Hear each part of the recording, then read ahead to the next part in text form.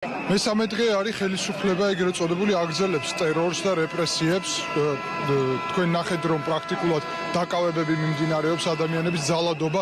გუშინ აგვიდექი ჭიჭინაძის ქუჩაზე, როდესაც პოლიციამ ეგრეთ წოდებულმა სამართალდამცავმა, სინამდვილეში კი სამართალდამღერმა უკვე სტრუქტურამ სრულიად უმიზეზოდ არანაირი მიზეზის გარეშე და ეს დადასტურებულია სახალხო დამცველის განცხადებაშიც, სრულიად მშვიდობიანი ხასიათი იყო მანიფესტაციის, დაიწყო დარბევა სასტიკი ამ მანიფესტაციის. ეს კიდევ ერთხელ ადასტურებს იმას, რომ სრულიად ფარგლებს გარეთ არის გასული ბიძინა ივანიშვილის რუსული რეჟიმი დღეს საქართველოს კონსტიტუციიდან, რადგანაც შეკრების და მანიფესტაციის უფლების ჩახშობა იმ პირობებში, როდესაც სრულიად მშვიდობიანია შეკრების და მანიფესტაციის პროცესი, არის უკანონო.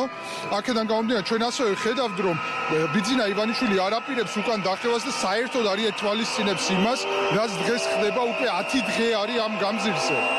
ეს ეგრეთ წოდებული რეჟიმი და ხელისუფლება პრაქტიკულად ცდილობს სამოქალაქო დაპირისპირების გაჩაღებას.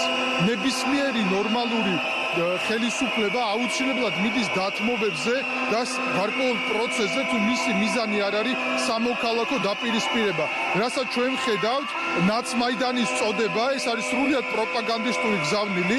მთელი საქართველოს მოსახლეობა ერთსულოვანია ევროკავშირში ინტეგრაციის გზაზე. შესაბამისად, ეს პროპაგანდა მიზნად ისახავს მხოლოდ და მხოლოდ სამოქალაქო დაპირისპირებას. ამიტომ ჩვენ კიდევ ერთხელ ხელისუფლებას ვეუბნებით ეგრეთ წოდებულს უკანონოს, რომელმაც გააყალბა არჩევნები.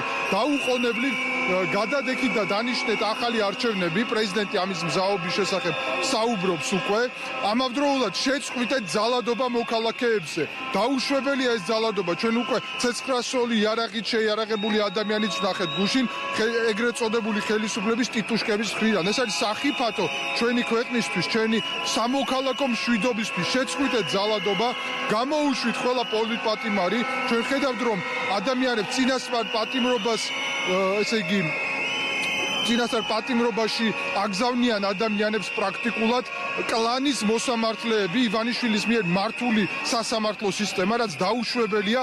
გამოუშვით ეს პოლიტპატიმრები, შეწყვიტეთ ძალადობა, დანიშნეთ ახალი არჩევნები და არავითარ შემთხვევაში ჩვენ არ უნდა წავიდეთ სამოქალაქო დაპირისპირებისკენ. მხოლოდ საქართველოს მტრებს შეიძლება აწყობდეს სამოქალაქო დაპირისპირება.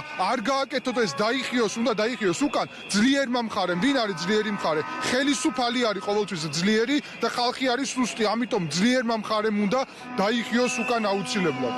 დიდი მადლობა. ასეთი